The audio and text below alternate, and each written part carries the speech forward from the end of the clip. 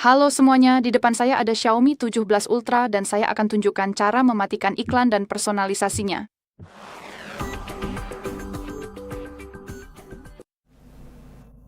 Jadi mari kita mulai dengan membuka pengaturan dan saya ingin memulainya dengan konektivitas dan DNS. Jadi buka saja opsi konektivitas lainnya dan di sini ada sesuatu yang disebut DNS pribadi, ketuk saja. Lalu mari ketuk nama host penyedia DNS pribadi dan ketuk nama custom. Sekarang mari ketuk bagian ini dan masukkan dns.edgard.com, lalu ketuk simpan. Dengan menggunakan itu, perangkat Anda akan membatasi iklan yang muncul. Hal lain yang bisa kita lakukan di pengaturan, yang mungkin tidak terkait jumlah iklan tapi dengan personalisasi adalah ke bagian Google. Jadi mari kita gulir ke bawah untuk menemukan bagian Google ini.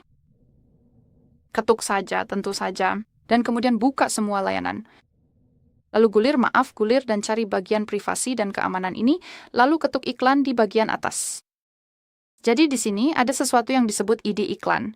Dan pada dasarnya menghapusnya, seperti yang saya katakan, tidak akan membatasi iklan, maksud saya jumlah iklannya, namun itu akan menghapus personalisasi. Jadi misalnya, Anda sedang mencari barang tertentu, misalnya lampu, Anda ingin membelinya. Dan setelah aplikasi itu, perangkat Anda mulai menampilkan banyak iklan yang berisi aplikasi khusus ini atau variasi aplikasi ini, atau berbagai penawaran dari toko berbeda dengan harga berbeda, atau sesuatu yang berhubungan dengan lampu ini. Jadi inilah fungsi ID iklan.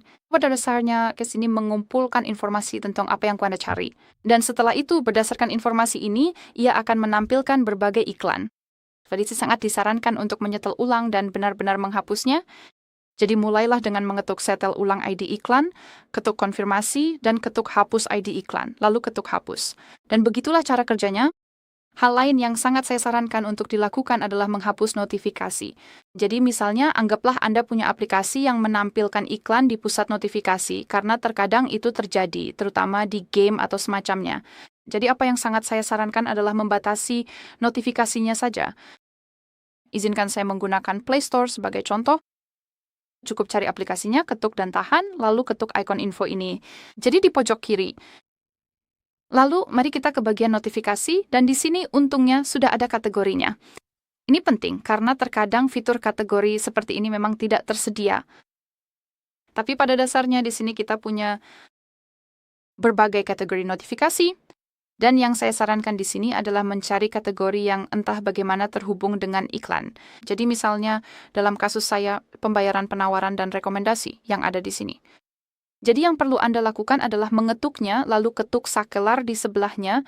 Berkat itu, perangkat Anda tidak akan menampilkan notifikasi. Tentu saja, saya sangat menyarankan untuk mematikan notifikasi.